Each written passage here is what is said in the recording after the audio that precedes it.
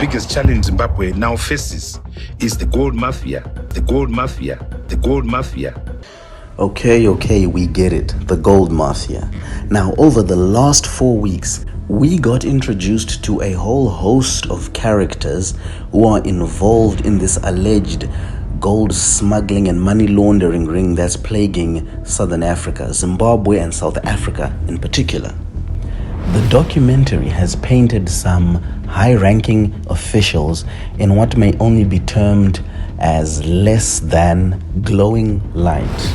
Pretty much everyone has drawn a conclusion based on what we heard and saw in the documentary. But before we do that, it is worth interrogating the message. Okay, let's do it. Al Jazeera was founded in 2006. It is owned by the Qatari government, so make of that what you will. It is also one of the top 10 biggest news networks globally. Now, the question to ask yourself is, just how trustworthy is anything that comes out of the mouthpiece of a government? And like one political analyst asked, why now are we having this documented at this stage? I don't know that guy, but he does raise a valid question, especially given that all the information that came from that documentary was gathered over 2 years ago. All the episodes from episode 1 up to episode 4, they took place over just 2 meetings over 2 days in November 2021. Now, based on this expose of the decade, the country, Zimbabwe, is now on the brink of Armageddon. Well, at least according to this guy. The biggest challenge Zimbabwe now faces is the existential threat that comes from this mafia, the gold mafia, the gold mafia, the gold mafia. Existential threat? So are you telling me, former finance minister and practicing advocate, that if this alleged corruption continues, the country of Zimbabwe will cease to exist? Yes, extremely sad. I guess we'll have to take your word for it. But having said that, weren't you the finance minister between 2009 and 2013? And what exactly did you do about curbing this alleged corruption? Yes, extremely sad. You think? Nice shirt, by the way. Also, as a lawyer, what is your standard of evidence? What happened to standards? What happened to bare minimums? I'm no expert, by the way, but I do believe that a few documents with pixelated text and highlighted sections do not quite cut the mustard in a court of law. Unless, of course, you're this guy. And we also got an opportunity to see the evidence of what I've been reporting about. The way the word evidence rolled off his tongue, you'd think it was a 4-letter word.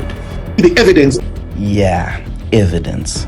Now, this guy over here, everything that comes out of his mouth, I take not with a pinch, but a bucket of salt.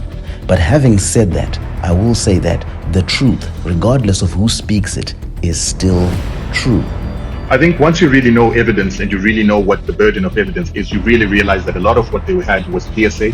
It's conversations that were recorded and then they were edited. So they really are inadmissible in a court of law. And if you don't believe him, maybe this guy is more believable. Around the whole issue, and it's very difficult really to probably come up with strong evidence that can then be presented within a court of law.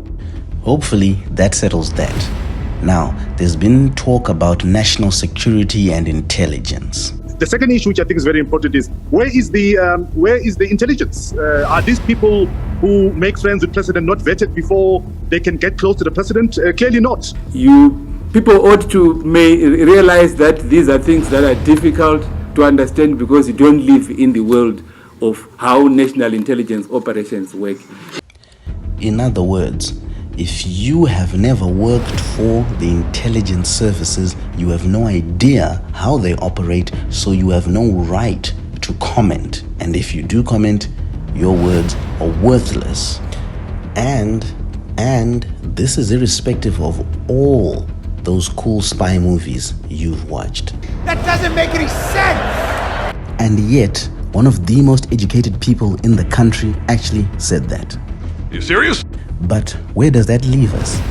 People, the majority of people in the country are angry and frustrated at news that isn't really news to them. In the heat of the prevailing emotions, everyone seems to have forgotten about that little right that everybody has stuck somewhere in the Constitution. Innocent until proven guilty. And we should all be glad it's that way. You are done with your questions? Yes.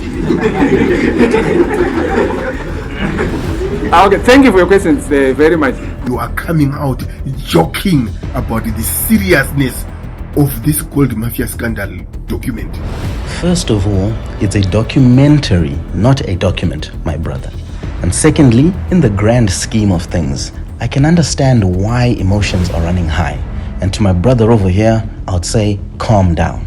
But what I really want to know is, in all this chaos resulting from this bombshell of a documentary series, I would like to know where this guy is.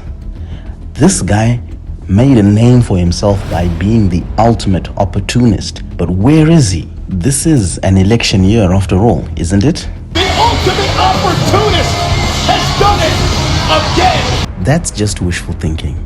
So instead, I'll leave you with a reminder as to why Zimbabwe is facing Armageddon. The biggest challenge Zimbabwe now faces is the existential threat that comes from jumping to conclusions, jumping to conclusions, jumping to conclusions.